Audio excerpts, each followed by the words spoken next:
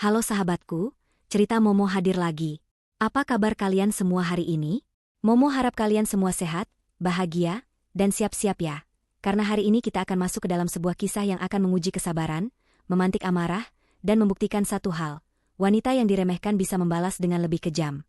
Kali ini, kita akan mengikuti perjalanan Riana, yang harus menerima talak dari suaminya, Bram. Ia pikir ini adalah akhir dari segalanya. Tapi, Lia, sang gundik, justru datang dengan sombong, menghina Riana di depan mertuanya, Bu Lastri, yang ikut mendukung penghinaan itu. Mereka pikir mereka sudah menang, tapi mereka tidak tahu siapa sebenarnya Riana. Dari wanita yang dianggap sampah, Riana bangkit.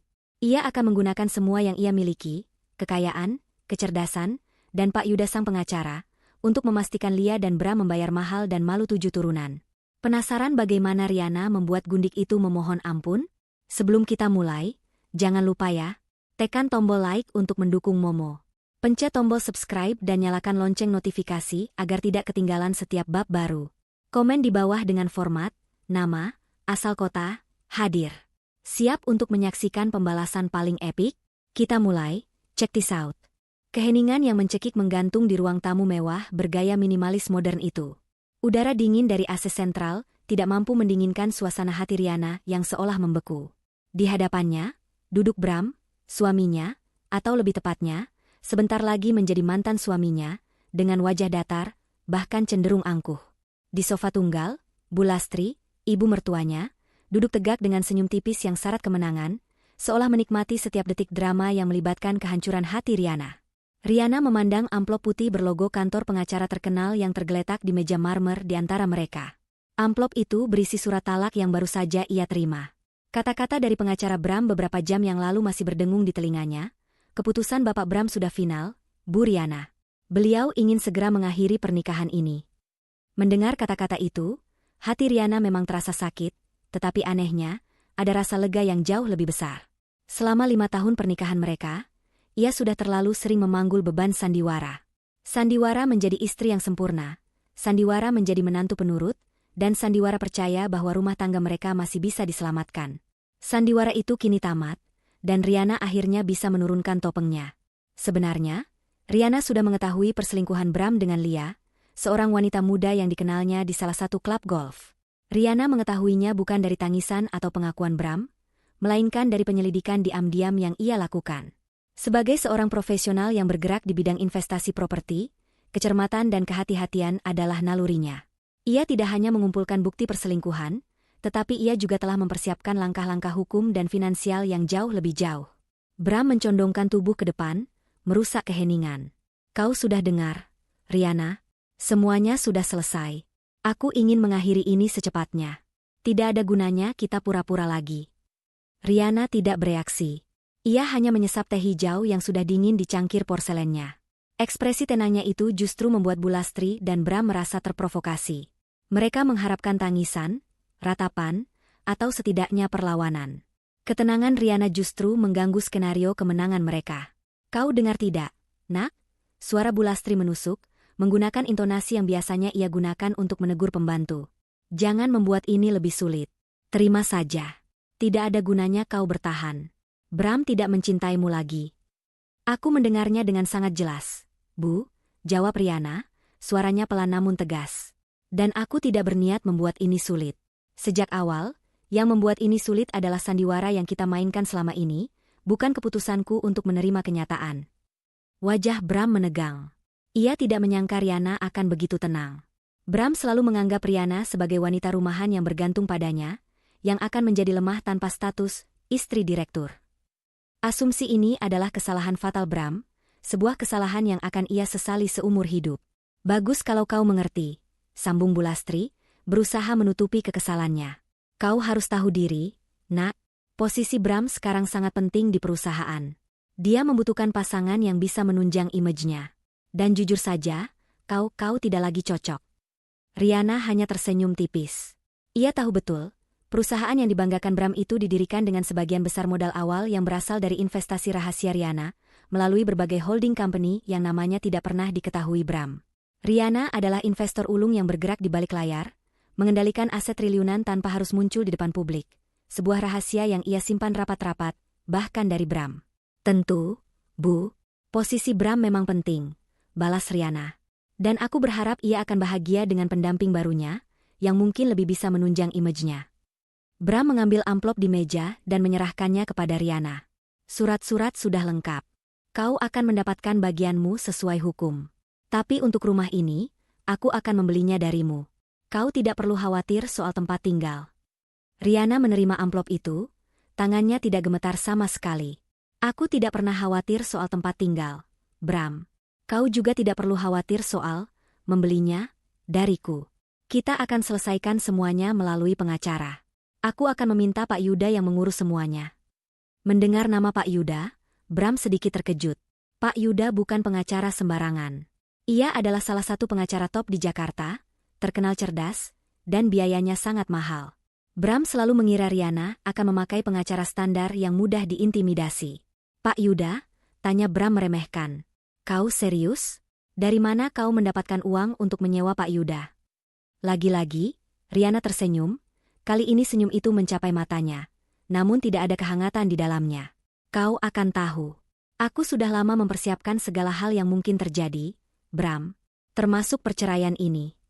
Bu Lastri, yang sejak tadi hanya menjadi penonton, tidak tahan lagi. Sudahlah, nak, berhenti berlagak. Kau tidak perlu bersikap seolah kau adalah pebisnis ulung. Kau hanya istriku yang mengurus rumah dan menghabiskan uang Bram. Jangan buat masalah. Kami ingin proses ini cepat dan damai. Cepat tinggalkan rumah ini malam ini juga. Barang-barangmu bisa diurus besok. Kalimat, cepat tinggalkan rumah ini malam ini juga, itu menorehkan luka yang sesungguhnya. Meskipun Riana sudah siap berpisah, pengusiran yang dilakukan secara terang-terangan dan kejam ini terasa sangat merendahkan martabatnya. Ia menatap Bu Lastri dan Bram bergantian. Baiklah, kata Riana, bangkit berdiri. Ia sama sekali tidak menunjukkan tanda-tanda akan menangis atau memohon. Aku akan pergi malam ini juga. Aku tidak akan pernah menginjakan kaki di rumah ini lagi. Tapi ingat, Bu Lastri, Bram, penyesalan itu datangnya selalu belakangan. Dan percayalah, kalian berdua akan menyesali ucapan dan tindakan kalian hari ini. Riana berjalan menuju kamar utama mereka, mengabaikan tatapan puas Bu Lastri dan tatapan bingung dari Bram. Di dalam kamar, ia hanya mengambil sebuah koper kecil dan memasukkan beberapa dokumen penting serta pakaian seadanya. Ia tidak membawa perhiasan, tas-tas bermerek, atau barang mewah lainnya yang selama ini ia beli sendiri. Ia tahu betul bahwa harta yang sesungguhnya bukan benda-benda fisik ini, melainkan dokumen-dokumen investasi properti yang ia simpan dengan rapi. Sebelum meninggalkan kamar, Riana melihat foto pernikahan mereka yang terpajang di nakas. Ia mengambilnya, menatap wajahnya yang tersenyum palsu di samping Bram yang tampak bahagia, lalu ia meletakkan foto itu kembali ke tempatnya. Ia tidak lagi merasakan apa-apa. Kebahagiaan mereka memang hanya sebuah ilusi. Ia kembali ke ruang tamu dengan koper di tangan. Bu Lastri berdiri di ambang pintu masuk, seolah-olah mengawasinya. Kenapa hanya koper kecil, nak? Tanya Bu Lastri sinis. Apa kau tidak punya barang berharga lagi? Riana berhenti tepat di depan Bu Lastri. Tatapannya dingin, menusuk. Semua barang berhargaku sudah aman, Bu. Barang-barang yang ada di rumah ini, biarkan saja. Aku tidak membutuhkannya. Selamat menikmati istana ini, Bu. Aku harap Ibu dan Bram bisa menjaganya dengan baik. Tanpa mengucapkan sepatah kata pun lagi kepada Bram, Riana melangkah melewati ambang pintu. Ia tahu betul, begitu ia melangkah keluar, sandiwara hidupnya benar-benar berakhir. Ia tidak akan lagi kembali sebagai Riana yang lemah, istri penurut, atau menantu yang diremehkan. Di luar, mobilnya yang terparkir di garasi telah menunggu. Ia sendiri yang mengemudi malam itu. Tujuannya adalah sebuah apartemen eksklusif di jantung kota, yang ia beli dan sewakan atas nama perusahaan lain, yang sama sekali tidak diketahui Bram. Di tempat itulah Pak Yuda sudah menunggu untuk membahas strategi pembalasan mereka. Bram dan Bu Lastri memandang punggung Riana yang menjauh, hingga mobilnya melaju meninggalkan gerbang otomatis rumah mewah itu. Begitu saja, gumam Bram, sedikit kecewa karena tidak ada drama air mata. Bu Lastri tersenyum lebar, ia mengambil tempat duduk di sofa dengan lega. Tentu saja, wanita seperti dia, tidak punya nyali, nak. Dia hanya pintar berlagak di depan kita. Sekarang dia sudah pergi. Jangan khawatir, besok Lia akan datang. Ibu sudah mengundangnya untuk pindah ke sini dan mengurus rumah ini. Dia jauh lebih pantas menjadi istrimu, nak. Cantik, muda, dan tahu cara menghargai posisimu sebagai direktur. Kau benar, Bu, sahut Bram, mencoba meyakinkan dirinya sendiri bahwa keputusannya sudah tepat. Semuanya akan lebih baik sekarang. Aku sudah mendapatkan Lia, dan rumah ini aman, harta ini aman. Bu Lastri menganggukkan kepala dengan bangga, matanya memancarkan keserakahan yang tidak terselubung. Ia sudah membayangkan kemewahan yang akan ia nikmati bersama Bram dan Lia. Malam itu, di mata Bram dan Bu Lastri, mereka adalah pemenangnya. Mereka telah menyingkirkan sampah yang mereka anggap tidak berguna. Sementara itu, Riana mengemudi sendirian di jalanan sepi. Air matanya menetes, bukan karena sedih, tetapi karena amarah yang ia tahan.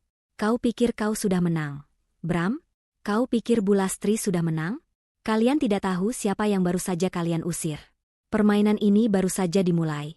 Dan aku pastikan, pembalasan yang akan kalian terima akan jauh lebih kejam dan memalukan daripada yang pernah kalian bayangkan. Di kursi sebelahnya, koper kecil itu terasa berat, bukan karena isinya, tetapi karena janji pembalasan yang ia bawa. Keheningan di mobil itu adalah awal dari badai yang akan ia lepaskan. Malam itu, Riana meninggal. Dan dari abunya, lahirlah Riana yang baru. Seorang wanita yang akan menuntut keadilan, bukan dengan air mata, tetapi dengan kekuatan finansial yang tidak terduga. Pagi itu, suasana di rumah mewah yang baru saja ditinggalkan Riana dipenuhi dengan aura kemenangan dan kesombongan. Matahari belum terlalu tinggi, tetapi Bu Lastri sudah sibuk menata meja makan, memerintahkan beberapa pelayan untuk menyiapkan sarapan terbaik. Hari ini adalah hari besar baginya, hari penobatan kekuasaan baru di rumah itu. Bram tampak lega setelah resmi berpisah, sibuk dengan ponselnya, sesekali tertawa kecil, berbicara dengan seseorang yang jelas adalah Lia. Tepat pukul 10 pagi, sebuah mobil sport mewah berwarna merah menyala meliuk anggun memasuki pekarangan. Bukan mobil Riana, tetapi mobil milik Lia. Lia keluar dari mobilnya dengan sikap yang terlalu percaya diri, mengenakan pakaian desainer terbaru, dan tas tangan yang harganya setara dengan gaji tahunan sebagian orang. Di matanya, ia tidak hanya datang sebagai tamu, melainkan sebagai pemilik baru, ratu yang dinanti-nantikan. Bu Lastri menyambut Lia dengan pelukan hangat yang berlebihan. "Selamat datang, nak. Selamat datang di rumahmu yang baru," bisiknya penuh kasih sayang, kontras dengan sikap dingin dan merendahkan yang selalu ia tunjukkan kepada Riana. "Terima kasih, Bu," jawab Lia, suaranya melengking. Ia melirik sekeliling ruang tamu yang luas dengan tatapan menilai, seolah-olah sedang memeriksa barang dagangan. Lumayanlah. Meskipun interiornya masih terasa old school dan boring, khas selera wanita rumahan. Tapi tenang saja, setelah aku pindah, aku akan mengubah semuanya. Aku akan membuat tempat ini benar-benar sesuai dengan status Bram. Bram tertawa puas mendengar ucapan Lia. "Sudah ibu dengar, Bu? Lia yang akan membuat rumah ini bersemangat lagi." Riana selalu saja kaku dan dingin, tidak tahu cara menikmati kemewahan. "Ibu setuju, nak," kata Bu Lastri, menatap Lia penuh kekaguman. "Kau jauh lebih cocok mendampingi Bram. Sekarang, wanita itu sudah pergi. Kita tidak perlu lagi melihat wajahnya yang menyebalkan itu di sini." Lia mengedarkan pandangannya ke sudut-sudut ruangan, kemudian tatapannya jatuh pada sebuah bingkai foto keluarga di meja sisi ruangan. Foto pernikahan Bram dan Riana. Dengan gerakan cepat dan penuh penghinaan, Lia mengambil bingkai itu, melihatnya sekilas dengan jijik, lalu melemparkannya ke lantai. Kaca bingkai itu pecah berkeping-keping, menciptakan suara yang memecah keheningan. "Sampah," desis Lia. "Aku tidak mau ada sisa-sisa wanita itu di sini. Bahkan fotonya pun menjijikkan. Aku sudah muak membayangkan dia pernah tinggal di sini. Mulai sekarang, rumah ini hanya milik kita, Bram. Hanya milikku." Bu Lastri dan Bram hanya tersenyum, menganggap tindakan Lia sebagai bentuk ekspresi cinta dan dominasi yang wajar. Mereka sama sekali tidak menyadari bahwa di balik tindakan kecil yang penuh kesombongan itu, mereka sedang menggali lubang kehancuran mereka sendiri. Tepat saat Lia sedang asyik berkeliling dan memberikan perintah kepada para pelayan untuk memindahkan barang-barang dari mobilnya, pintu gerbang utama terbuka. Seorang kurir logistik masuk membawa kotak paket besar yang ditujukan kepada Riana. Bu Lastri menerima paket itu dengan dahi berkerut. "Kenapa masih ada kiriman untuk wanita itu di sini?" gerutu Bu Lastri. "Tinggal di apartemen kumuh saja dia masih sibuk belanja barang-barang yang tidak penting." "Buka saja, Bu," kata Lia, penuh rasa ingin tahu. "Mungkin itu barang yang dia pesan sebelum dicerai. Kita lihat saja isinya. Paling-paling isinya pakaian murahan." Bu Lastri merobek bungkus paket itu dengan kasar. Di dalamnya, ada sebuah kotak beludru kecil. Ketika dibuka, isinya bukanlah pakaian murahan, melainkan sebuah flash disk emas yang sangat kecil, disertai sebuah kartu ucapan. Bu Lastri membaca kartu itu dengan mata menyipit. Itu tulisan tangan Riana. Isi kartu itu hanya satu kalimat pendek. Simpan ini baik-baik. Ini adalah kunci yang akan mengungkap kebenaran di balik semua aset yang kalian anggap milik kalian. Mereka bertiga saling pandang. Bram tertawa gugup. Apa-apaan ini? Dia mencoba mengancam kita? Memangnya dia punya aset apa? Paling-paling foto kita saat selingkuh. Jangan khawatir, kita punya pengacara. Lia merebut flash disk itu dari tangan Bu Lastri.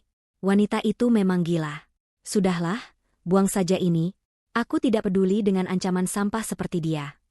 Saat Lia hendak melempar flash disk itu ke tempat sampah, ia melihat sehelai surat kecil lain terselip di balik busa kotak beludru. Surat itu bertuliskan, kepada Bu Lastri dan Lia, Anda harus melihat video ini sebelum memutuskan untuk menempati rumah ini selamanya. Jangan katakan saya tidak memberitahu Anda. Rasa penasaran mengalahkan nalar.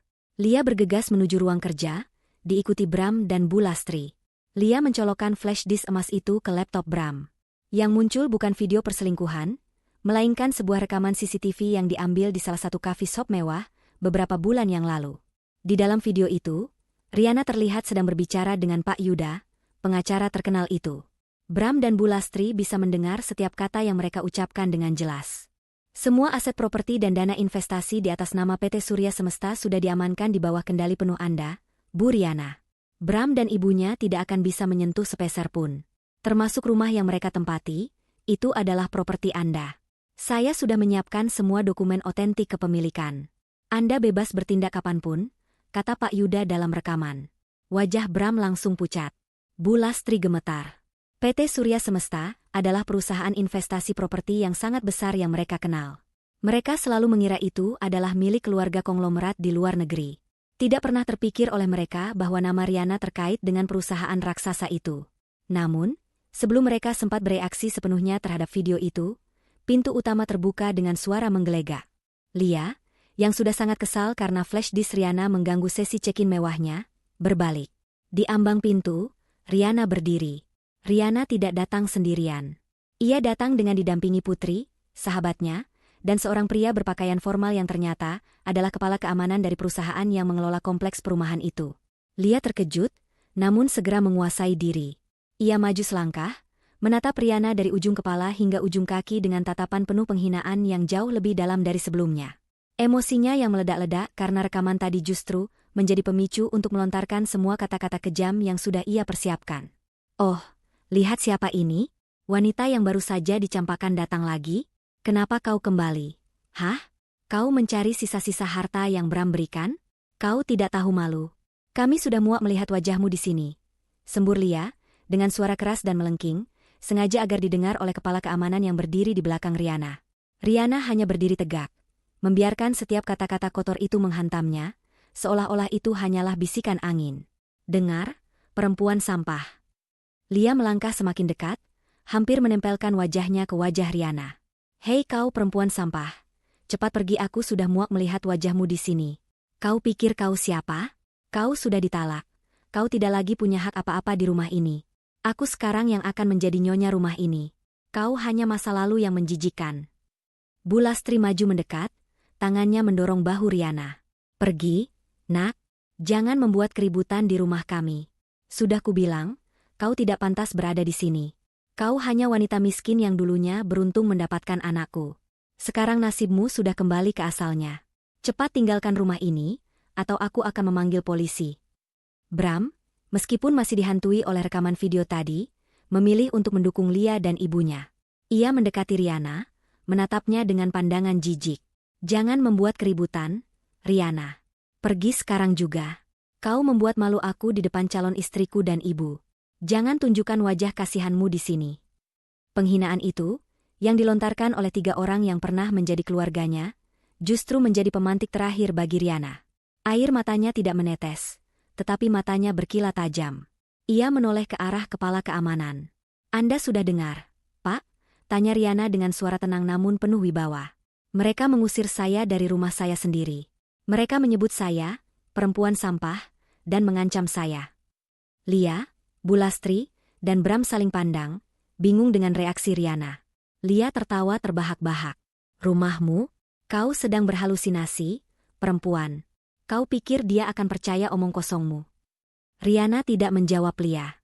Ia menatap lurus ke arah Bulastri dan Bram, wajahnya kini benar-benar tanpa ekspresi, seolah sedang menatap dua orang asing yang menjengkelkan. Saya datang ke sini bukan untuk memohon. Bram, Lia, Bulastri, kata Riana, suaranya kini terdengar sangat dingin, seolah dipenuhi oleh janji pembalasan yang mengerikan. Saya datang ke sini untuk memastikan kalian tahu.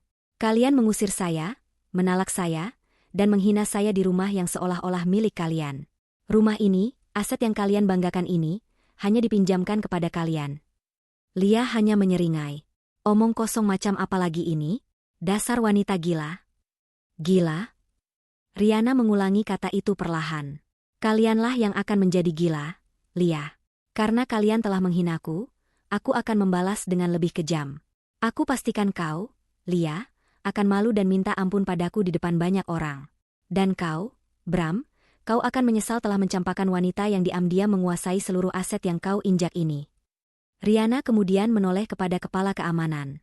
Pak, tolong eksekusi permintaan saya.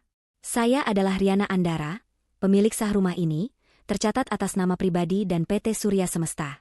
Saya ingin mereka bertiga, Bram, Lia, dan Bulastri, segera keluar dari properti ini, hari ini juga. Mereka sudah bukan bagian dari keluarga, dan saya tidak mengizinkan mereka berada di sini. Kepala keamanan itu mengangguk hormat, membuat Lia, Bram, dan Bulastri membeku di tempat. Mereka tidak bisa lagi meremehkan situasi ini. Bulastri mulai panik. Ini tidak mungkin. Bram, jelaskan pada mereka. Ini rumah kita. Kau direktur. Jangan percaya wanita gila ini. Bram yang tadinya angkuh, kini wajahnya benar-benar pucat, mengingat kembali rekaman video di flash disk tadi. Ia baru sadar, ancaman Riana sama sekali tidak kosong. Riana telah mempersiapkan pembalasan ini sejak lama, dengan perhitungan yang sangat matang. Puncak penghinaan yang baru saja Lia berikan kepada Riana justru menjadi pemicu bagi Riana untuk menekan tombol kehancuran mereka lebih awal. Ayo kita lihat siapa yang akan minta ampun. Lia, bisik Riana, sebelum membalikkan badannya dan melangkah keluar, meninggalkan kekacauan yang baru saja ia ciptakan. Pengumuman Riana tentang kepemilikan rumah itu menggantung di udara, menciptakan kebekuan yang lebih mencekik daripada hawa dingin AC. Bram, Lia, dan Bulastri berdiri terpaku. Mata mereka melebar karena perpaduan antara keterkejutan, ketakutan, dan kemarahan.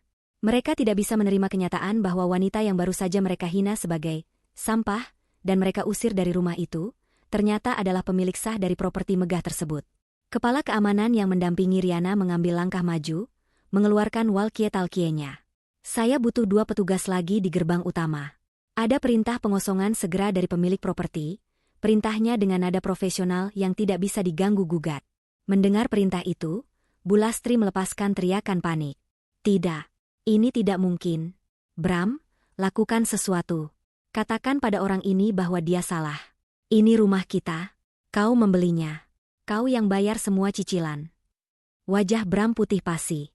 Keringat dingin mulai membasahi pelipisnya. Ia tahu, meskipun ia selalu mengklaim rumah ini adalah miliknya, ia sering melihat surat-surat tagihan properti dan pajak yang ditujukan atas nama perusahaan asing yang rumit, dan ia selalu menyerahkannya pada Riana untuk diurus, yakin Riana hanya membayar tagihan rutin. Ia tidak pernah tahu bahwa Riana adalah pemilik sesungguhnya di balik semua nama perusahaan itu. Lia, yang selalu mengandalkan kesombongan dan teriakan, maju dengan berani. Ia menunjuk Riana dengan jari telunjuknya, yang gemetar. Kau gila. Kau mencoba menipu kami. Aku akan memanggil polisi sekarang juga.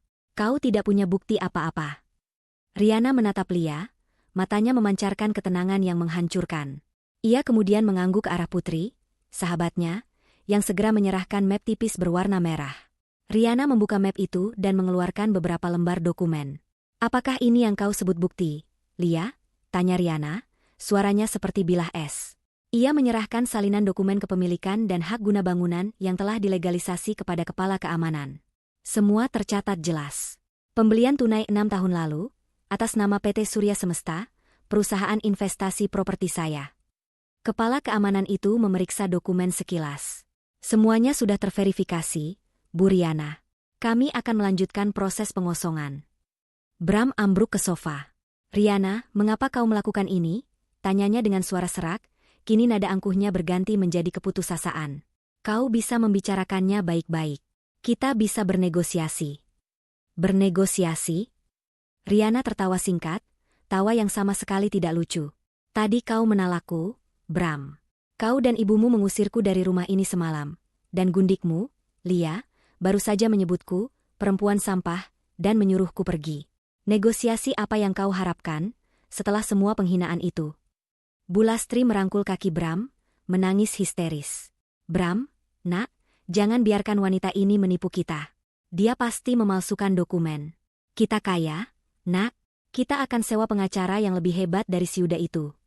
Pak Yuda sudah mewakili saya sejak 3 bulan lalu, Bulastri, potong Riana. Dan perlu ibu ketahui, semua aset properti atas nama PT Surya Semesta yang selama ini menunjang gaya hidup mewah kalian, sudah saya tarik. Semua. Termasuk 3 ruko yang Bram gunakan untuk kantor cabang. Semuanya sudah dalam proses eksekusi pengosongan. Kalian tidak punya apa-apa lagi di bawah nama kalian sendiri. Pengungkapan ini terasa seperti sambaran petir di siang bolong. Bulastri menjerit. Ia menyadari kemewahan yang selama ini ia nikmati, liburan mewah, pesta-pesta sosialita, semua berasal dari wanita yang ia benci dan ia anggap bodoh. Sementara Bulastri tenggelam dalam penyesalan yang baru muncul, Lia, masih dikuasai oleh amarah dan rasa malu, maju untuk yang terakhir kalinya.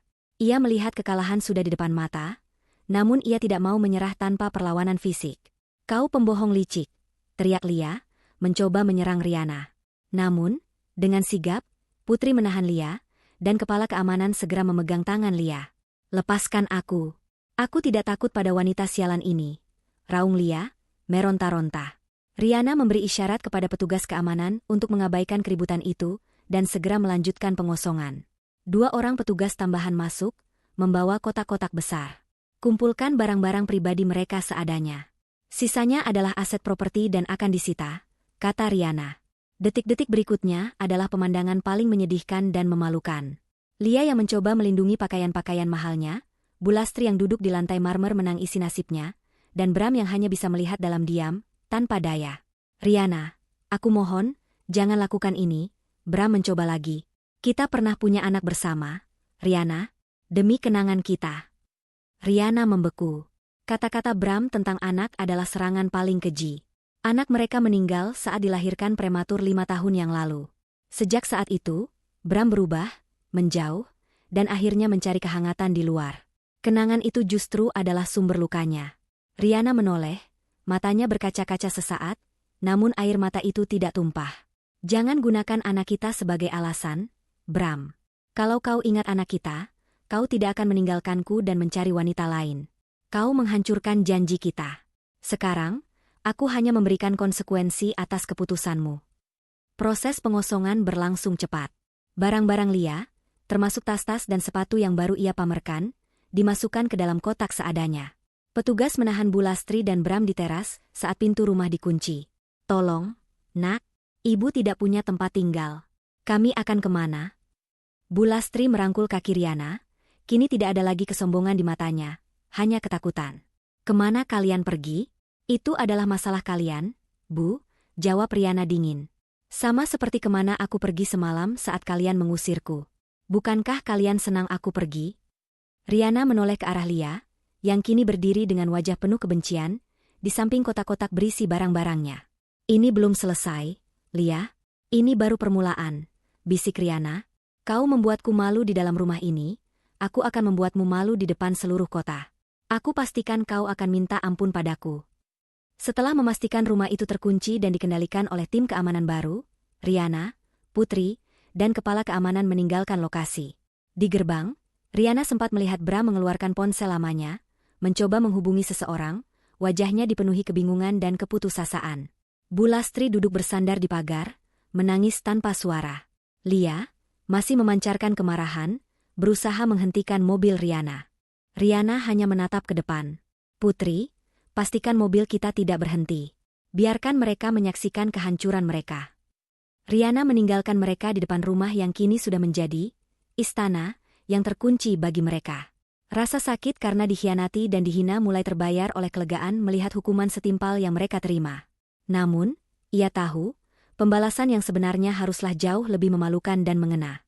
Penghinaan itu harus dibayar lunas dengan aib di depan publik. Di perjalanan menuju kantor Pak Yuda, Riana menyusun rencana selanjutnya. Ia sudah menghancurkan aset finansial mereka. Kini ia harus menghancurkan harga diri dan reputasi mereka. Riana tahu, bagi orang sombong seperti Lia dan Bulastri, kehilangan muka di depan umum jauh lebih menyakitkan daripada kehilangan uang. Riana telah melangkah ke babak baru, bukan sebagai korban, melainkan sebagai penuntut keadilan yang kejam dan tak terhindarkan. Malam pelarian Riana telah berganti menjadi pagi pembalasan yang penuh perhitungan. Di ruang rapat mewah kantor Pak Yuda, suasana tegang namun penuh perhitungan menyelimuti Riana dan Putri.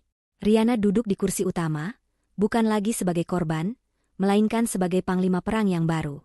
Ekspresinya tenang, setiap kata yang keluar dari mulutnya adalah perintah strategis yang mematikan. Pak Yuda, pengacara ulung yang terbiasa dengan kasus-kasus besar, mencatat dengan penuh antusias, menyadari bahwa ia berhadapan dengan klien yang tidak hanya ingin menang, tetapi ingin menghancurkan moral lawan secara total. Langkah pengosongan rumah sudah selesai, Pak Yuda. Itu baru pemanasan. Sekarang, kita harus menyerang jantung harga diri mereka. Reputasi, ujar Riana, suaranya mantap. Saya ingin gugatan cerai diajukan hari ini juga. Dalam dokumen gugatan, sertakan bukti perselingkuhan Bram dan Lia. Tapi, ada dua hal yang harus kita tekankan pada media. Pak Yuda mengangguk. Silakan, Bu Riana. Pertama, tegaskan bahwa aset yang saya tarik bukan harta Gonogini.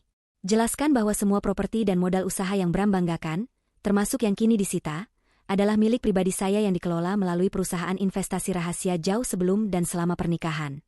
Ini akan menghancurkan citra Bram sebagai direktur yang mapan dan memosisikannya sebagai direktur, di atas kertas, yang ternyata hanya menumpang hidup pada kekayaan istrinya. Sangat bagus. Kami akan merilis pernyataan pers dengan detail ini.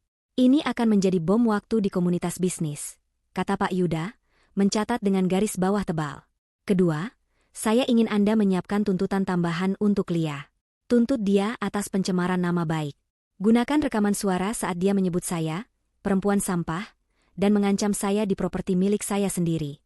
Kita tidak perlu menang di pengadilan, kita hanya perlu membuat Lia menjadi tersangka publik di media.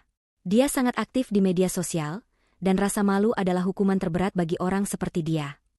Riana kemudian memfokuskan perhatian pada serangan finansial berikutnya. Kantor cabang yang digunakan Bram dan keluarga untuk berbisnis. 3 ruko itu. Anda bilang proses eksekusi pengosongannya bisa cepat karena murni masalah kepemilikan aset perusahaan saya, bukan? Benar, Bu. Kami bisa mendapatkan perintah pengosongan dan penyitaan aset operasional secepatnya, mungkin dalam 48 jam, jawab Pak Yuda. Jangan tunda. Lakukan eksekusi itu besok sore, Pak. Saya ingin Anda memastikan eksekusi dilakukan pada jam puncak operasional. Saat kantor penuh dengan karyawan, dan mungkin ada klien penting yang sedang rapat. Saya ingin tim Anda, didampingi jurusita dan pengawal, masuk dan menyegel semua aset operasional, komputer, dokumen, bahkan kursi dan meja, di depan mata semua orang. Putri, yang mendengarkan, menahan napas. Itu akan sangat kejam. Semua orang akan melihat. Itu akan menghancurkan reputasi bisnis Bram secara total. Tepat. Itulah keadilan yang aku inginkan, Putri, balas Riana dingin. Bram mencampakanku dan mempermalukanku secara pribadi. Aku akan menghancurkannya secara profesional dan publik. Aku ingin dia merasakan bagaimana rasanya kehilangan segalanya dalam sekejap, di mata orang-orang yang selama ini ia banggakan. Kami akan merekam seluruh proses eksekusi itu, tambah Pak Yuda, menyambung ide Riana. Dan kami akan pastikan salinan rekaman itu segera sampai ke tangan media, bukan untuk liputan gosip, tapi untuk segmen berita ekonomi yang menyoroti kasus kebangkrutan direktur yang menutupinya dengan aset palsu.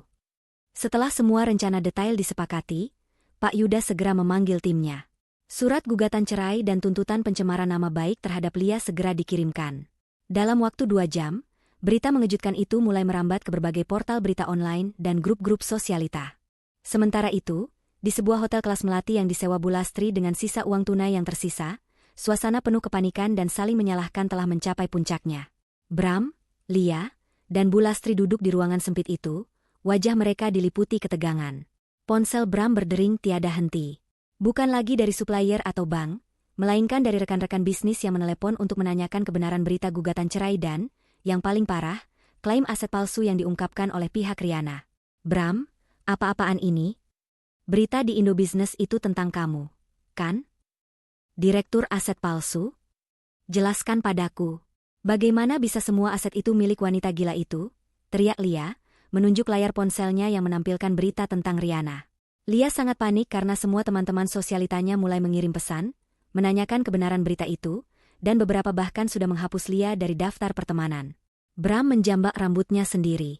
Aku tidak tahu, Lia. Aku benar-benar tidak tahu. Aku selalu percaya Riana mengurus tagihan dan pajak. Aku tidak pernah tahu dia punya perusahaan investasi sebesar itu. Dia menyembunyikan semuanya. Menyembunyikan? Atau kau memang bodoh? Bentak Lia. Kau menalak wanita yang memberimu semua kemewahan ini. Kau mencampakkan berlian demi aku. Dan sekarang, aku harus tinggal di tempat kotor ini karena kebodohanmu. Bu Lastri, yang sejak tadi terisak di sudut ruangan, menyela dengan suara parau. Nak, jangan salahkan Bram. Salahkan wanita licik itu. Dia sengaja membiarkan kita nyaman, lalu dia menarik semuanya saat kita sudah sangat terpuruk. Dia iblis, nak. Dia iblis, balas Lia dengan nada sinis. Iblisnya adalah ibu. Ibu yang selalu meremehkannya, menyebutnya menantu miskin dan tidak berguna. Ibu yang menyuruh Bram menalaknya. Sekarang kita semua menanggung hukuman dari kesalahan ibu. Perpecahan di antara mereka sudah tidak bisa dihindari. Lia, yang hanya mencintai kemewahan Bram, kini melihat Bram sebagai pecundang yang tidak berharga. Bu Lastri, yang sangat bangga pada putranya, kini harus mendengar putranya disebut direktur yang menipu dan bangkrut. Tiba-tiba, ponsel Lia bergetar. Sebuah notifikasi dari grup sosialita eksklusifnya. Screenshot gugatan cerai Riana diunggah, lengkap dengan kutipan tuntutan pencemaran nama baik terhadap Lia. Judul grup, wanita simpanan yang dituntut sang istri sah, karena menyebutnya sampah di rumah milik istri sah itu sendiri. Tertawa ngakak. Lia membaca komentar-komentar dari teman-teman yang selama ini ia anggap setara. Mereka tidak lagi bersimpati. Mereka menertawakannya, menyebutnya gold digger yang gagal, wanita murahan yang menghina pemilik rumah yang sah.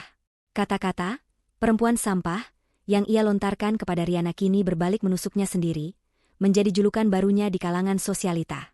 Lia menjerit histeris. Reputasinya yang dibangun dengan susah payah, pakaian mahal, tas bermerek, liburan mewah, hancur dalam hitungan jam. Rasa malu itu jauh lebih menyakitkan daripada kehilangan rumah. Bram menerima telepon dari sekretarisnya yang menangis, mengabarkan bahwa seluruh rekening operasional kantor cabang telah dibekukan. Pihak bank memberikan surat peringatan keras. Bram, kita benar-benar bangkrut. Kita tidak bisa membayar karyawan, dan semua proyek terhenti. Bram menutup telepon. Wajahnya tampak kosong. Ia menatap flash disk emas kecil yang ia simpan di sakunya. Ia menyesali setiap detik perpisahannya. Ia menyesal telah memilih Lia, menyesal telah mendengarkan Bu Lastri, dan paling menyesal, ia menyesal telah menalak wanita yang selama ini menjadi tiang penyangga seluruh kehidupannya. Penyesalan itu datang terlambat. Riana sudah menarik garis batas, dan esok hari, puncaknya akan terjadi di depan mata para karyawan dan klien Bram. Pagi yang seharusnya cerah itu terasa dingin dan mencekam bagi Bram. Ia terbangun di hotel kelas melati yang sempit, bukan karena alarm, melainkan karena getaran ponselnya yang terus-menerus. Panggilan itu berasal dari karyawan kantornya, yang panik melaporkan bahwa berita gugatan cerai dan klaim, aset palsu, Bram telah menyebar cepat.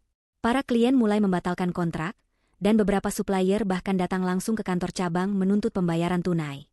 Di ruangan yang sama, Lia dan Bu Lastri juga tampak seperti dihantam badai. Lia sibuk membalas pesan-pesan dari grup sosialita yang isinya kini dipenuhi ejekan dan penghinaan. Bu Lastri hanya duduk di tepi ranjang, meremas-remas tangan, wajahnya yang keriput dipenuhi kekhawatiran. Bram, kau harus segera ke kantor. Berita itu membuat semua orang panik. Kita harus menyelamatkan reputasi kita. Teriak Lia, matanya memerah karena kurang tidur dan amarah. Dan lihat ini. Wanita itu, Riana, benar-benar menuntutku atas pencemaran nama baik. Dia gila. Dia ingin aku malu. Diam, Lia, balas Bram kasar. Aku sedang berpikir. Telepon dari bank juga tidak ada yang mengangkat. Semua rekening dibekukan. Aku tidak bisa membayar apa-apa. Reputasi sudah hancur. Kita sekarang bicara soal bertahan hidup. Bu Lastri mengangkat kepalanya. Nak, kenapa kau tidak menghubungi Riana? Bicaralah baik-baik dengannya.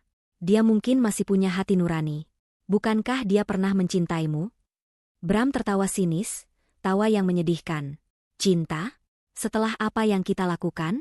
Dia mengirim Pak Yuda untuk menghancurkanku, Bu. Wanita itu sudah berubah menjadi iblis berdarah dingin. Dia tidak akan mau berbicara denganku. Dia hanya ingin melihat kita menderita. Pukul 14, Bram memberanikan diri pergi ke kantor cabang utama, di salah satu ruko yang paling ramai.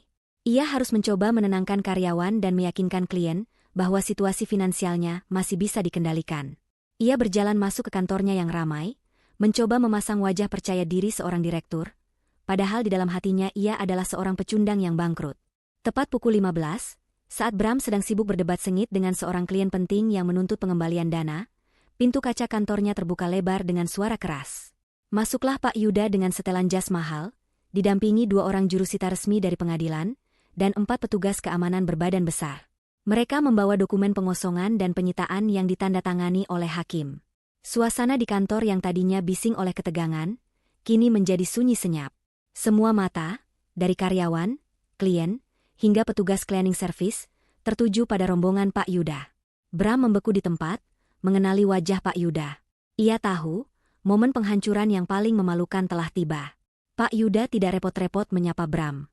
Ia berdiri di tengah ruangan, suaranya lantang dan berwibawa, sengaja agar didengar oleh semua orang yang ada di sana. Kami dari kantor hukum Yuda Rekan, bertindak atas nama klien kami, Riana Andara. Kami datang untuk melaksanakan perintah pengadilan tentang eksekusi pengosongan dan penyitaan aset operasional di ruko ini. Sesuai dengan dokumen kepemilikan, ruko ini adalah properti milik penuh PT Surya Semesta, yang dikuasai oleh klien kami.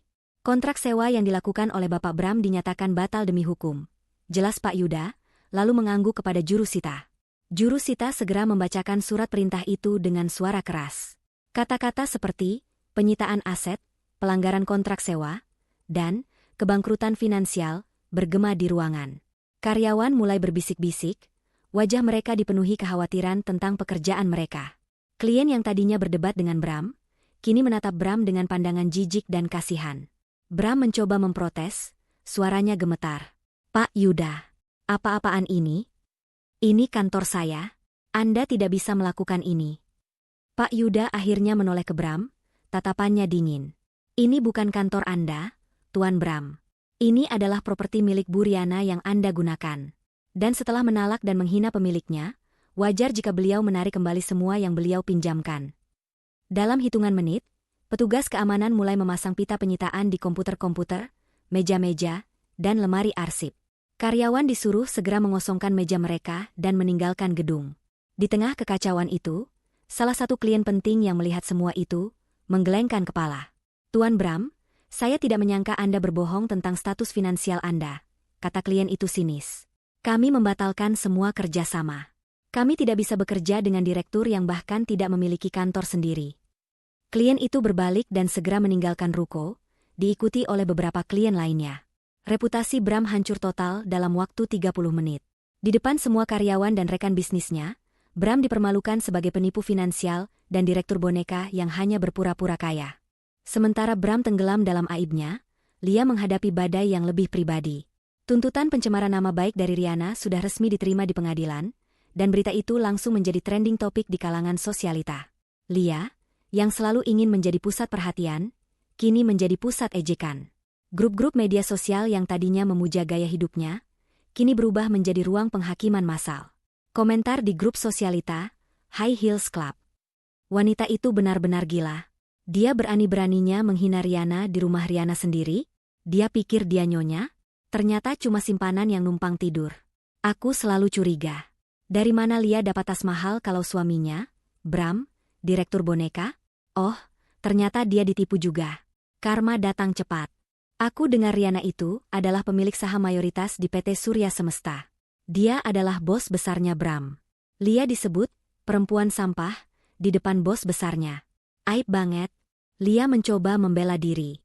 Ia memposting status panjang lebar, menyerang Riana, menyebut Riana psikopat, dan mengatakan Riana sengaja menjebaknya. Namun, pembelaannya tidak mempan. Setiap katanya hanya menambah bahan bakar bagi para haters dan mantan temannya. Mereka menuntut Lia meminta maaf di depan umum kepada Riana. Bu Lastri, yang berada di hotel, menyaksikan kehancuran Lia dari ponselnya. Ia akhirnya menyadari bahwa Lia bukanlah penyelamat yang ia bayangkan. Lia hanyalah seorang wanita sombong yang akan meninggalkan Bram begitu ia tahu Bram tidak punya apa-apa. Keputusasaan Bulastri memuncak. Ia mengambil keputusan nekat. Ia harus menemui Riana. Bulastri berhasil mendapatkan alamat sementara Riana di apartemen eksklusif dari seorang pelayan lama. Ia datang tanpa pemberitahuan, dalam penampilan yang menyedihkan, wajah tanpa riasan, pakaian kusut, dan tubuh yang lelah. Saat tiba di lobi apartemen, Bulastri meminta resepsionis untuk memanggil Riana. Riana menerima panggilan itu dan, setelah berkonsultasi dengan Putri, ia setuju untuk bertemu di lobi. Ia ingin melihat sejauh mana penyesalan Bulastri. Bulastri bergegas mendekat saat Riana muncul. Tanpa basa-basi, Bulastri langsung bersujud di kaki Riana, menangis terseduh-seduh. "Nak, Riana, aku mohon ampun. Ibu salah. Ibu salah besar. Ibu mohon tarik tuntutanmu. Kasihanilah Bram. Kasihanilah kami." Tangis Bulastri, tangannya berusaha meraih kaki Riana. Riana tidak mundur. Ia berdiri tegak, membiarkan Bulastri bersujud di lantai marmer yang dingin. Ia menatap wajah mertuanya yang kini terlihat rapuh dan putus asa. "Anda menangis, Bulastri?" tanya Riana, suaranya hampa.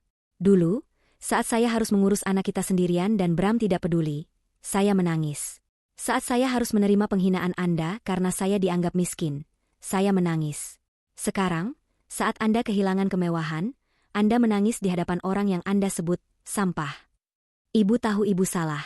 Nak, Lia itu iblis. Nak, dia yang meracuni pikiran Bram. Ibu mohon. Bram kehilangan kantornya. Dia kehilangan segalanya. Beri kami kesempatan, Nak." "Kesempatan?" Riana tersenyum pahit. "Kalian tidak pernah memberi saya kesempatan, Bu. Kalian memberi saya talak, pengusiran, dan penghinaan. Saya sudah memberi kalian kesempatan untuk berhati nurani, tetapi kalian membuangnya. Sekarang, hadapi konsekuensinya." Riana kemudian memanggil petugas keamanan. "Tolong antar ibu ini keluar. Saya tidak mau ada keributan di sini." Bulastri meratap, tetapi tidak berdaya. Ia diseret keluar dari lobi apartemen Riana. Penyesalan yang ia rasakan bukanlah penyesalan tulus atas perbuatan jahatnya, melainkan penyesalan egois karena telah kehilangan kenyamanan dan kemewahan yang dulu ia miliki. Dan itulah hukuman yang paling pantas ia terima. Riana kembali ke atas, hatinya terasa dingin namun puas. Ia telah melunasi sebagian besar hutang penghinaan itu. Kini, tinggal satu lagi yang harus ia pastikan. Lia harus memohon ampun padanya di depan umum. Setelah pertemuan singkat yang menghancurkan dengan Bulastri di lobi apartemen, Riana kembali ke unit mewahnya, ditemani Putri. Riana tidak menunjukkan emosi apapun. Bahkan setelah melihat air mata penyesalan, yang ia yakini palsu, dari mantan ibu mertuanya.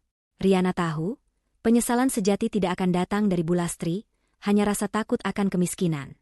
"Kau melihatnya, Putri?" Wajah Bulastri. "Dia benar-benar panik," ujar Riana, menuangkan air putih untuk dirinya. Putri menghela napas. "Sangat menyedihkan, Ri. Tapi dia pantas mendapatkannya. Mereka mengira kau akan menangis di sudut ruangan, tapi justru kau yang mengusir mereka. Bram sudah hancur finansial, dan Bulastri kehilangan kemewahannya.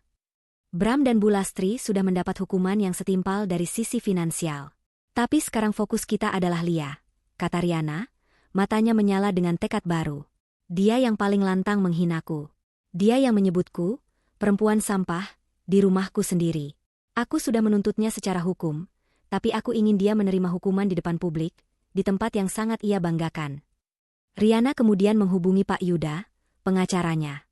"Pak Yuda, saya ingin rencana eksekusi final untuk Lia segera dijalankan. Dia harus dipermalukan di depan publik." "Kami sudah siap, Bu Riana," jawab Pak Yuda di ujung telepon. "Tuntutan pencemaran nama baik sudah didaftarkan, dan sidang pertama dijadwalkan minggu depan. Tapi jika Anda ingin efek yang lebih cepat dan publik, kita harus memancingnya." Riana tersenyum, ide jahatnya sudah terbentuk. Ia tahu titik kelemahan Lia, obsesi pada status sosial dan pamer. "Begini, Pak Yuda. Lia adalah penggemar acara amal dan lelang eksklusif para sosialita. Tujuannya hanya satu, pamer. Saya tahu dia dan Bulastri masih punya sedikit perhiasan yang tersisa yang belum dijual. Saya ingin Anda bekerja sama dengan panitia lelang amal yang paling bergengsi, yang akan diadakan akhir pekan ini." "Apa rencana Anda?" tanya Pak Yuda, terdengar tertarik. Saya ingin PT Surya Semesta menjadi sponsor utama dan donatur terbesar acara itu. Gunakan nama Riana Andara, pemilik PT Surya Semesta, secara eksplisit dan besar-besaran. Ini akan menjadi comeback saya ke dunia sosialita sebagai wanita karir yang sukses, bukan mantan istri yang dicampakan. Ini akan membuat Lia cemburu dan marah, kata Putri, mulai mengerti rencana Riana. Lebih dari itu, sambung Riana, saya ingin Anda memberitahu panitia secara rahasia untuk mengundang Lia dan Bu Lastri secara resmi. Kirim undangan itu ke alamat hotel mereka. Mereka diundang bukan sebagai sosialita, melainkan sebagai objek pengamatan. Tentu saja, mereka tidak akan tahu. Pak Yuda tertawa kecil. Anda memancing mereka. Lia pasti akan datang. Dia tidak mungkin menolak undangan ke acara yang dipenuhi orang kaya. Dia akan datang dengan sisa-sisa perhiasan atau pakaian mahalnya untuk mencoba membuktikan bahwa dia masih setara. Tepat, kata Riana. Dan di sanalah kita akan menjebaknya. Saya ingin Anda menyiapkan sebuah pidato pembukaan untuk saya. Pidato itu harusnya tentang pentingnya integritas dan kejujuran dalam berbisnis dan bersosial. Di tengah pidato, saya akan membuat pengumuman yang akan membuat Lia ingin lari dan bersembunyi. Rencana Riana adalah memindahkan medan perang dari ruang sidang yang tertutup ke panggung sosialita yang disorot oleh kamera media gosip. Ia akan memastikan Lia dan Bram, melalui tuntutan itu, muncul di acara tersebut untuk menghadapi nyonya besar yang baru.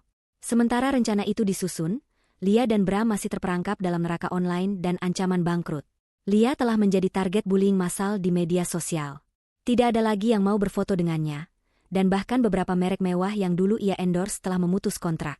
Di tengah keputusasaan itu, sebuah amplop mewah berwarna emas tiba di hotel mereka, ditujukan kepada Nyonya Lia dan Nyonya Lastri. Itu adalah undangan resmi dari acara lelang amal paling eksklusif di kota. Mata Lia langsung berbinar. Bram, lihat. Kita diundang. Ini berarti mereka masih mengakui kita.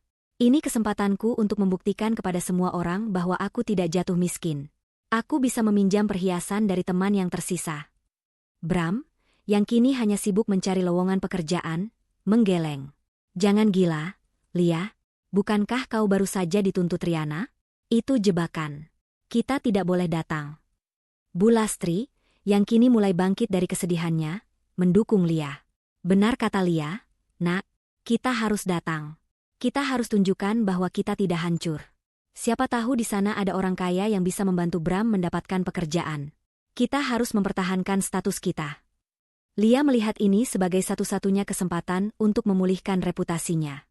Ia memaksakan diri membeli gaun baru dengan kartu kredit terakhirnya yang belum diblokir, dan Bu Lastri memutuskan untuk menjual kalung emas lamanya untuk menyewa mobil mewah, agar mereka terlihat seolah-olah tidak terpengaruh oleh kejatuhan finansial. Mereka sama sekali tidak tahu bahwa mereka sedang berjalan lurus menuju panggung kehinaan yang disiapkan oleh Riana. Malam acara lelang amal tiba. Aula ballroom Hotel Bintang 5 itu berkilauan, dipenuhi oleh para konglomerat, sosialita, dan sorot kamera media. Di barisan paling depan, duduk Riana dalam balutan gaun malam yang elegan dan mewah. Ia terlihat tenang, berwibawa, dan memancarkan aura kesuksesan yang sangat nyata. Di sebelahnya, Putri tersenyum bangga. Tak lama kemudian, Lia dan Bu Lastri muncul, berjalan masuk dengan kepala terangkat tinggi, berusaha keras terlihat percaya diri.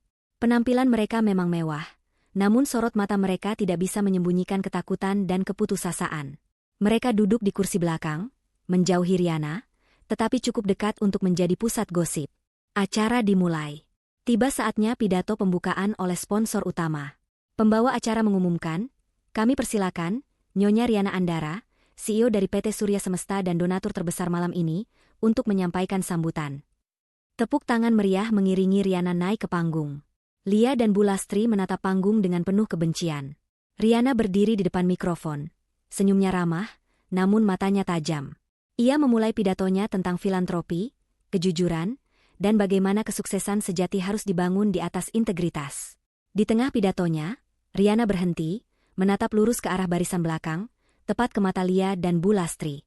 Saya ingin berbagi sedikit kisah pribadi, ujar Riana. Beberapa waktu lalu, saya harus melewati masa yang sulit, di mana saya dikhianati dan dihina. Saya diusir dari rumah saya sendiri. Saya disebut dengan kata-kata yang menyakitkan, bahkan disebut perempuan sampah oleh orang-orang yang saya pinjamkan rumah dan fasilitas. Suara Riana yang tenang namun tegas menarik perhatian semua orang. Lia dan Bu Lastri mulai gelisah, merasa bahwa Riana sedang berbicara tentang mereka. Orang-orang itu, lanjut Riana, menatap Lia dan Bu Lastri, mereka tidak tahu bahwa kehormatan dan integritas jauh lebih mahal daripada kemewahan palsu. Mereka mencampakkan berlian demi ilusi. Dan malam ini, saya ingin memberikan contoh nyata tentang hukuman bagi mereka yang tidak tahu cara menghargai orang lain. Riana kemudian mengambil jeda dramatis, lalu menoleh ke Pak Yuda yang berdiri di sisi panggung. Pak Yuda, pengacara saya, tolong sampaikan pengumuman resmi dari kantor Anda. Pengumuman ini bukan tentang amal, tapi tentang keadilan. Pak Yuda maju, mengambil mikrofon, dan suaranya yang profesional menggema di ballroom. Saya, Pak Yuda, kuasa hukum Nyonya Riana Andara, dengan ini mengumumkan secara resmi kepada semua hadirin dan media yang hadir. Hari ini, klien kami Riana Andara telah memenangkan gugatan pra-peradilan terhadap tuntutan pencemaran nama baik yang dilayangkan kepada seorang wanita bernama Lia. Jeda Pak Yuda, memastikan nama Lia terdengar jelas. Gugatan ini berdasarkan rekaman yang membuktikan Nona Lia secara terang-terangan menghina dan mengancam Nyonya Riana di properti milik Nyonya Riana sendiri. Aula langsung hening, diikuti dengan bisik-bisik yang riuh. Kamera media langsung diarahkan ke Lia dan Bu Lastri. Dan sebagai tambahan, lanjut Pak Yuda, mengingat Nona Lia juga terlibat dalam runtuhnya reputasi bisnis Bram, mantan suami Nyonya Riana, klien kami akan memberikan pilihan terakhir kepada Nona Lia. Cabut semua pembelaan, akui kesalahan Anda, minta maaf kepada Nyonya Riana di depan umum. Atau Anda akan menghadapi tuntutan hukum dengan ganti rugi miliaran rupiah yang akan membuat Anda jatuh miskin selamanya. Lia berdiri, wajahnya merah padam karena malu. Semua mata, semua kamera, tertuju padanya. Ia telah jatuh ke dalam jebakan Riana, dan kini ia harus memilih antara hukuman finansial yang menghancurkan atau rasa malu yang tak terperi.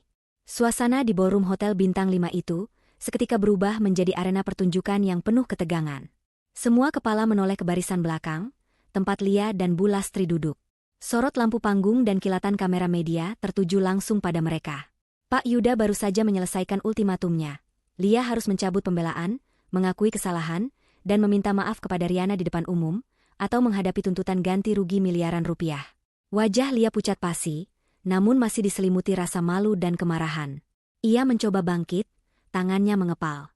Insting pertamanya adalah berteriak, menyangkal, dan melarikan diri. Tetapi di sampingnya, Bu Lastri menarik lengan Lia dengan kuat. "Jangan bodoh, nak," bisik Bu Lastri, kini suaranya terdengar panik dan realistis. "Kita tidak punya apa-apa lagi. Semua uang sudah habis. Kalau kau dituntut miliaran, kita akan dipenjara. Turuti saja. Turuti wanita iblis itu." Lia menoleh ke Bu Lastri, matanya memancarkan kebencian. Kau yang membuat semua ini terjadi. Karena kau meremehkannya. Aku tahu, aku salah. Tapi sekarang bukan waktunya menyalahkan. Pikirkan nasib kita. Kita sudah tidak punya Bram lagi yang bisa menolong. Bu Lastri memohon, suaranya hampir tak terdengar. Di atas panggung, Riana menatap lurus, menunggu. Ia terlihat santai, seolah menikmati setiap detik keputusasaan Lia. Riana tahu betul, bagi Lia, kehancuran reputasi di depan para sosialita ini adalah hukuman terberat. Lia berdiri tegak. Ia menarik napas panjang, dan dengan langkah yang ragu-ragu namun dipaksakan, ia berjalan menuju panggung, melewati deretan tamu yang kini menatapnya dengan rasa ingin tahu, ejekan, dan kasihan. Bu Lastri mengikuti Lia dengan langkah gontai, kepalanya tertunduk malu. Sesampainya di tepi panggung, Lia menatap Riana. Rasa benci dan kesombongan masih berkecamuk dalam dirinya, namun ketakutan akan tuntutan finansial miliaran rupiah lebih kuat. Lia tidak punya pilihan. Riana memberi isyarat kepada pembawa acara untuk menyerahkan mikrofon kepada Lia. Lia mengambil mikrofon, tangannya gemetar. Ribuan mata menatapnya. Inilah panggung yang selama ini ia impikan untuk pamer, tetapi kini berubah menjadi panggung penghinaan. Suara Lia serak, hampir tidak terdengar. Ia berdeham, mencoba menguatkan diri. "Saya mengakui bahwa saya telah melakukan kesalahan besar." Bu Lastri, yang berdiri di belakang Lia, menggenggam tangannya erat, mendorong Lia untuk melanjutkan. Lia memejamkan mata sejenak, menelan harga dirinya yang setinggi langit. "Saya di sini meminta maaf kepada Nyonya Riana Andara." Lia menoleh ke arah Riana. "Saya mengakui telah menghina Nyonya Riana. Saya menyebut Nyonya Riana dengan kata-kata yang tidak pantas. Saya menyebutnya perempuan sampah." Air mata mulai mengalir di pipi Lia, bukan air mata penyesalan sejati, melainkan air mata karena rasa malu yang tak tertahankan. Saya melakukan itu di rumah yang ternyata milik Nyonya Riana sendiri. Saya akui bahwa saya terbawa oleh kesombongan dan kebodohan. Saya sudah lancang. Saya minta maaf. Saya mohon. Nyonya Riana menarik tuntutan hukum itu. Saya sudah kehilangan segalanya. Jangan ambil lagi sisa hidup saya. Permintaan maaf yang dipaksakan dan penuh rasa malu itu menggema di seluruh ballroom. Para tamu berbisik, mengambil foto, dan merekam momen dramatis itu. Riana hanya memandang Lia, ekspresinya tetap dingin. Ia mengambil mikrofon dari tangan Lia. "Permintaan maaf Anda saya dengar, Lia," kata Riana dengan nada datar. "Saya harap Anda tulus, meskipun saya sangat meragukannya. Namun, keadilan tidak hanya membutuhkan kata-kata. Keadilan membutuhkan pengakuan total di hadapan publik." Riana kemudian menoleh ke Bulastri, yang berdiri tertunduk. "Dan bagaimana dengan Anda, Bulastri? Anda juga mendukung penghinaan itu dan mengusir saya dari properti yang saya beli. Apakah Anda juga akan meminta maaf kepada nak Anda ini?" Bulastri mengangkat kepalanya, air matanya membanjiri riasan wajahnya yang mahal. Semua keangkuhan dan kesombongannya telah lenyap, digantikan oleh ketakutan yang mendalam. "Nak, Riana," Bulastri memanggil Riana dengan nada yang tidak pernah ia gunakan sebelumnya, nada lembut dan memelas. "Ibu mohon maaf, Nak. Ibu sudah buta oleh keserakahan. Ibu terlalu menyayangi Bram dan mengira Lia adalah pilihan yang lebih baik untuk statusnya. Ibu salah menilai kamu. Ibu mohon, tolong ampuni Ibu. Ibu sudah tidak punya tempat tinggal. Ibu mohon, setidaknya biarkan Ibu bisa hidup dengan tenang." Riana menghela napas panjang. Ia menatap Bulastri dan Lia, lalu ke mikrofon. "Saya menerima permintaan maaf ini, bukan karena saya lemah, tapi karena saya ingin menunjukkan bahwa perbedaan antara saya dan kalian adalah, saya masih punya hati nurani, sementara kalian tidak. Permintaan maaf ini akan saya gunakan sebagai pertimbangan untuk mencabut tuntutan perdata yang besar. Tapi perlu kalian ingat, konsekuensi finansial dari perbuatan kalian sudah terjadi." Riana memberi isyarat kepada Pak Yuda. "Pak Yuda, silakan cabut tuntutan perdata atas Lia. Biarkan rasa malu ini menjadi hukuman terberatnya." Pak Yuda mengangguk. Riana kemudian memandang Lia dan Bulastri untuk terakhir kalinya. "Sekarang, pergilah. Nikmati sisa malam kalian di sini. Kalian telah mendapatkan perhatian yang kalian inginkan. Tapi ingat, mulai sekarang, kalian tidak lagi punya tempat di dunia saya. Jauhi saya." Lia dan Bulastri, dengan wajah merah karena malu, segera bergegas turun dari panggung dan keluar dari ballroom secepat mungkin, tanpa menoleh ke belakang, meninggalkan bisik-bisik dan ejekan di belakang mereka. Momen permintaan maaf yang memalukan itu langsung direkam oleh media, dan menjadi headline berita gosip malam itu juga. Riana menoleh ke hadirin, wajahnya kembali tenang dan berwibawa. "Terima kasih atas perhatiannya. Mari kita kembali ke acara amal, dan mari kita tunjukkan bahwa kekayaan yang kita miliki digunakan untuk hal-hal yang benar-benar bermartabat." Riana telah mendapatkan pembalasan yang ia inginkan. Lia dan Bulastri telah bersujud dan meminta maaf di depan umum, di panggung yang menjadi simbol ambisi mereka. Reputasi mereka hancur, dan mereka kini harus menghadapi kenyataan pahit tanpa aset, tanpa kemewahan, dan tanpa harga diri. Sementara Riana, berdiri tegak di panggung, kembali diakui sebagai wanita sukses yang bermartabat. Setelah malam klimaks di acara lelang amal, berita tentang kehinaan Lia dan Bulastri menyebar seperti api, bahkan jauh lebih cepat daripada pengungkapan status finansial Riana. Nama Lia menjadi sinonim dengan social climber yang gagal dan penghina yang mendapat balasan mematikan. Bulastri juga harus menanggung rasa malu yang tak terkira. Sementara Lia dan Bulastri tenggelam dalam aib publik mereka, Bram menghadapi kehancuran yang lebih sunyi namun tak kalah mematikan. Ia telah kehilangan rumah, kantor, dan yang terpenting, ia kehilangan kepercayaan dari komunitas bisnis. Tidak ada satupun rekan kerja atau klien lama yang mau mengangkat teleponnya. Bram kembali ke hotel kelas melati, tempat Bulastri dan Lia masih tinggal. Ia mendapati ruangan itu kosong. Bulastri sudah pergi, meninggalkan surat singkat yang menyedihkan. "Ibu lelah, Nak. Ibu kembali ke kampung. Ibu tidak sanggup lagi menanggung malu. Maafkan ibumu ini, Nak." Lia juga sudah berkemas. Ia berdiri di ambang pintu dengan 2 koper besar. Ketika Bram masuk, Lia menatapnya dengan pandangan dingin dan penuh kebencian. "Kau mau kemana, Lia?" tanya Bram, suaranya putus asa. "Aku pergi." "Tentu saja aku pergi," jawab Lia, sinis. "Kau pikir aku mau tinggal di tempat menjijikan ini denganmu? Kau sudah tidak punya apa-apa, Bram." Kau tidak punya rumah, kau tidak punya uang, dan sekarang kau punya julukan, Direktur Aset Palsu, di seluruh berita. Aku tidak bisa terus bersamamu. Kau adalah racun bagi reputasiku. Tapi, kita saling mencintai. Lia, Bram mencoba memohon, merangkai ilusi yang sudah lama hancur. Lia tertawa keras, tawa yang penuh ejekan. Cinta? Aku mencintai uang dan status yang kau janjikan. Bram, kau tidak punya itu lagi. Sekarang pergilah cari pekerjaan, dan jangan pernah menghubungiku lagi. Lia menarik kopernya dan meninggalkan Bram di ruangan sempit itu sendirian. Kepergian Lia dan Bulastri secara bersamaan menghantam Bram dengan kenyataan pahit. Ia kini benar-benar sebatang kara, kehilangan semua orang yang pernah ia cintai dan andalkan, semua karena keserakahan dan pengkhianatannya. Bram tahu, hanya ada satu orang yang bisa mengakhiri penderitaannya, Riana. Ia harus menghadapi Riana untuk yang terakhir kalinya, bukan untuk memohon kembali, tetapi untuk meminta penyelesaian.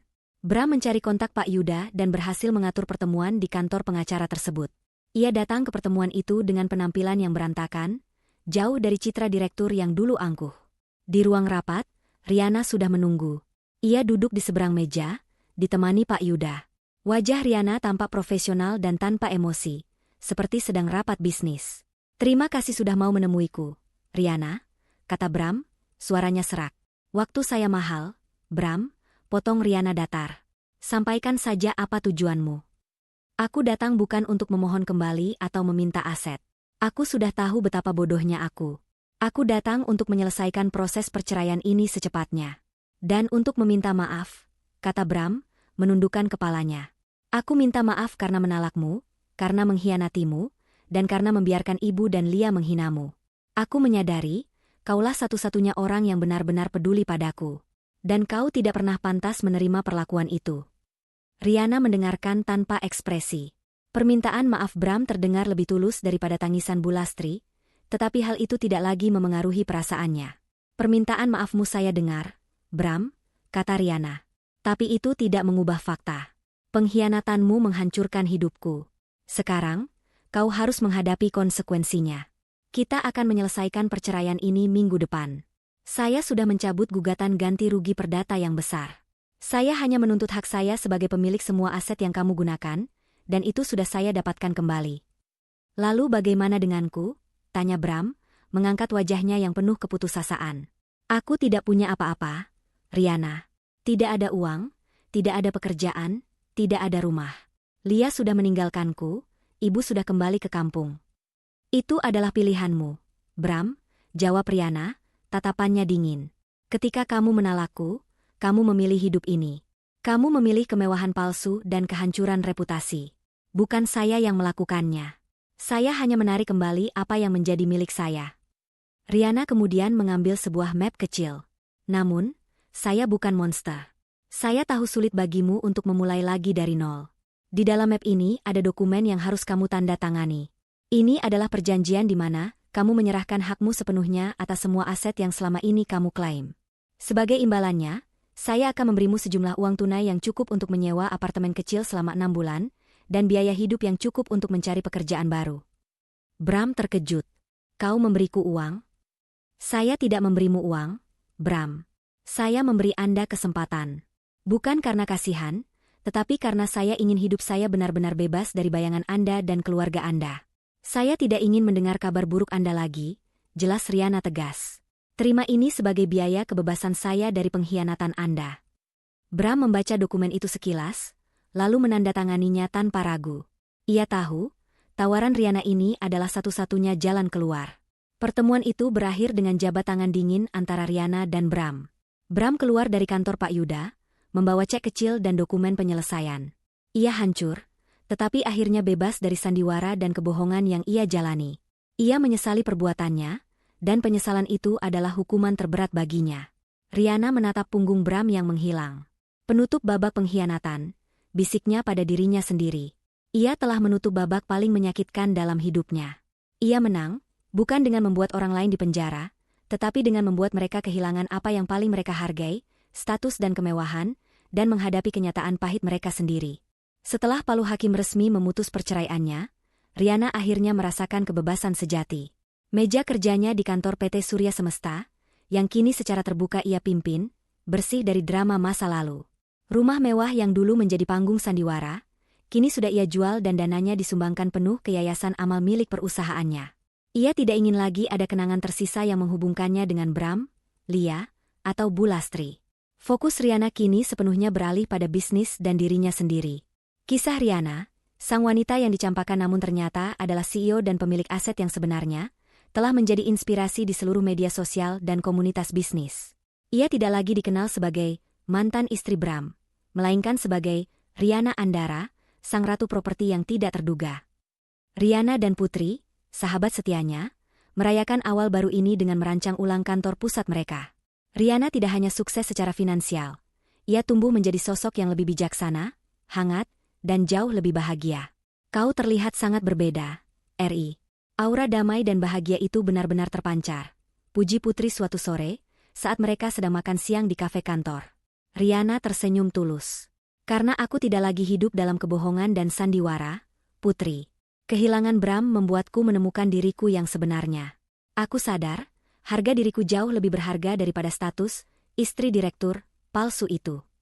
Riana memutuskan untuk memperluas jangkauan amalnya. Ia mendirikan program mentoring bagi wanita yang sedang berjuang dalam perceraian atau yang merasa diremehkan oleh pasangan. Ia menggunakan kisahnya untuk menginspirasi wanita lain agar mandiri secara finansial dan tidak pernah takut untuk menuntut hak mereka. Sementara Riana menikmati puncak kesuksesan yang sesungguhnya, nasib mereka yang pernah menghinanya sangat kontras. Bram, setelah menerima uang, biaya kebebasan, dari Riana, sempat menyewa sebuah apartemen kecil. Namun, reputasinya yang hancur karena direktur aset palsu membuatnya sulit mendapatkan pekerjaan setara. Ia akhirnya terpaksa mengambil pekerjaan sebagai agen properti level bawah. Ironisnya, ia menjual rumah-rumah yang jauh lebih kecil daripada yang pernah Riana miliki. Penyesalan menghantuinya setiap hari, terutama saat ia melihat berita-berita tentang kesuksesan Riana. Bu Lastri, yang kembali ke kampung halaman, hidup dalam kesederhanaan yang tidak pernah ia bayangkan. Tidak ada lagi pelayan, pesta, atau pujian. Ia harus bekerja keras untuk mencukupi kebutuhannya. Rasa malu dan penyesalan karena menyia-nyiakan Riana adalah teman setianya. Ia sesekali mencoba menghubungi Riana, tetapi Riana tidak pernah merespons, sepenuhnya memutus jalinan masa lalu yang toksik itu. Dan Lia? Setelah dipermalukan di depan publik, Lia menjadi paria di kalangan sosialita. Ia berusaha keras untuk memulai hidup baru, tetapi julukan perempuan sampah yang ia ciptakan sendiri terus melekat. Ia akhirnya bekerja di sebuah klub malam untuk memenuhi gaya hidupnya yang mahal. Ironisnya, kembali ke lingkungan tempat ia pertama kali bertemu Bram. Setiap kali Lia melihat majalah atau berita yang menampilkan Riana sebagai sosok wanita inspiratif dan sukses, rasa malu dan amarahnya semakin menjadi-jadi. Ia tahu, ia telah kehilangan segalanya karena kesombongannya yang tidak beralasan. Suatu hari, Riana menghadiri konferensi bisnis besar. Saat ia sedang berjalan di lobi ditemani Putri, Riana berpapasan dengan seorang wanita yang tampak familiar. Wanita itu mengenakan seragam pelayan, sedang membersihkan meja. Wanita itu adalah Lia. Lia mengenali Riana dan seketika wajahnya memerah, antara malu, kaget, dan benci. Lia mencoba bersembunyi di balik tiang, berharap Riana tidak melihatnya. Namun, Riana sudah melihatnya. Riana berhenti sejenak, menatap Lia tanpa ekspresi. Tidak ada kebencian, hanya rasa kasihan yang sangat tipis. "Mari kita lanjut, Putri," kata Riana, suaranya tenang. Riana berjalan melewatinya, tidak mengatakan apa-apa, tidak menghina, tidak menertawakan. Bagi Riana, hukuman Lia sudah final, tidak ada lagi yang perlu dikatakan. Perlakuan Riana yang dingin dan acuh tak acuh itu justru terasa jauh lebih menusuk bagi Lia daripada ribuan hinaan. Lia tahu, di mata Riana, ia sudah tidak berarti apa-apa. Riana telah mendapatkan kebebasannya, dan ia telah membalas semua penghinaan. Babak kehancuran mereka sudah berakhir. Riana kini menatap masa depan dengan penuh harapan dan kepercayaan diri, siap melangkah ke puncak yang lebih tinggi, meninggalkan semua debu masa lalunya. 2 tahun telah berlalu sejak Riana menutup babak perceraian dan pembalasan. Masa itu adalah periode penyembuhan sekaligus kebangkitan yang eksplosif. PT Surya Semesta kini dikenal luas sebagai perusahaan investasi properti yang dipimpin oleh seorang wanita tunggal yang visioner. Kisah Riana menjadi inspirasi, bahkan sebuah studi kasus di beberapa sekolah bisnis terkemuka. Ia telah mengubah noda hitam pengkhianatan menjadi mahkota kebanggaan. Ia bukan lagi mantan istri Bram, ia adalah magnate properti, Riana Andara. Ia telah berhasil menjual rumah mewah yang menjadi panggung penghinaan dan menggunakan dananya untuk mendirikan yayasan yang fokus membantu wanita. Rihanna tidak ingin ada sisa kenangan fisik yang menghubungkannya dengan kekejaman masa lalu. Kini, Rihanna berdiri di panggung megah sebuah hotel internasional.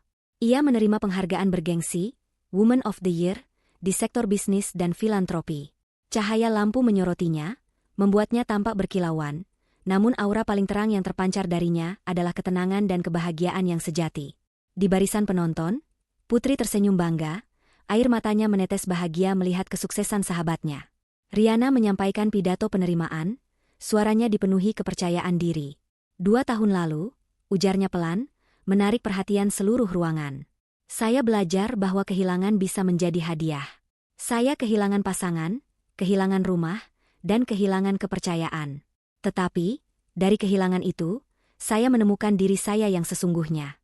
Saya menyadari, nilai kita tidak ditentukan oleh cincin yang kita pakai, atau gelar yang kita sandang, melainkan oleh kekuatan hati dan integritas yang kita jaga. Rihanna tidak menyebut nama siapapun, tetapi semua orang tahu betul kisah pahit dan manis yang ia maksud. Pidato itu menjadi berita utama, bukan karena gosip, melainkan karena pesan inspiratifnya tentang kemandirian dan harga diri. Sementara Rihanna menikmati puncak kesuksesan yang otentik, nasib mereka yang pernah menghinanya telah mencapai titik nadir yang permanen. Lia, setelah dipermalukan di panggung amal dan kehilangan satu-satunya sumber daya, tidak pernah bisa memulihkan reputasinya. Ia akhirnya meninggalkan kota, terpaksa bekerja keras untuk mencukupi kebutuhan dasar, jauh dari kemewahan yang ia puja. Rasa malu yang ia timbulkan sendiri menjadi penjara terburuk baginya. Setiap ia melihat Rihanna di berita, rasa sesal dan marah menghantuinya, menyadari betapa bodohnya ia mencampakkan kehormatan demi ilusi. Bu Lastri, kembali ke kampung halamannya, kini harus hidup dalam kesederhanaan. Kesehatan fisiknya menurun seiring dengan tekanan mental dan rasa malu yang ia tanggung. Ia mencoba menghubungi Rihanna untuk yang terakhir kalinya, memohon pengampunan yang tulus. Rihanna tidak mengangkat telepon itu, tetapi ia tetap menunjukkan kebaikan hati. Melalui Pak Yuda, Rihanna mengirimkan bantuan dana kesehatan secara anonim, memastikan Bu Lastri mendapatkan perawatan yang layak. Ia tidak ingin melihat penderitaan, tetapi ia juga tidak akan kembali ke masa lalu. Bu Lastri akhirnya menyadari bahwa ia kehilangan segalanya karena keserakahan dan perlakuan buruknya kepada orang yang berhati baik. Bram menjalani kehidupan yang sunyi dan sederhana. Ia berhasil mendapatkan pekerjaan sebagai pegawai biasa, jauh dari posisi direktur yang dulu ia pegang. Ia tahu, Rihanna telah memberinya kesempatan untuk memulai lagi, dan ia menerima hukuman penyesalan itu sebagai takdirnya. Ia tidak pernah lagi mencari masalah atau menghubungi Rihanna, menghormati perjanjian kebebasan Rihanna. Penyesalan itu menjadi penempa dirinya yang baru. Pada akhirnya, Rihanna berhasil menemukan cinta lagi. Ia bertemu dengan seorang pria yang tulus, seorang pengusaha dan filantropis yang benar-benar menghargai kecerdasan dan hati Rihanna. Mereka membangun hubungan yang didasari rasa hormat, kejujuran, dan kesetaraan. Cerita Rihanna menjadi legenda. Ia berhasil membalas penghinaan dengan pembalasan yang paling kejam, hidup bahagia, sukses, dan bermartabat, di luar jangkauan mereka yang telah menyakitinya. Ia tidak perlu lagi membuktikan apapun kepada siapapun.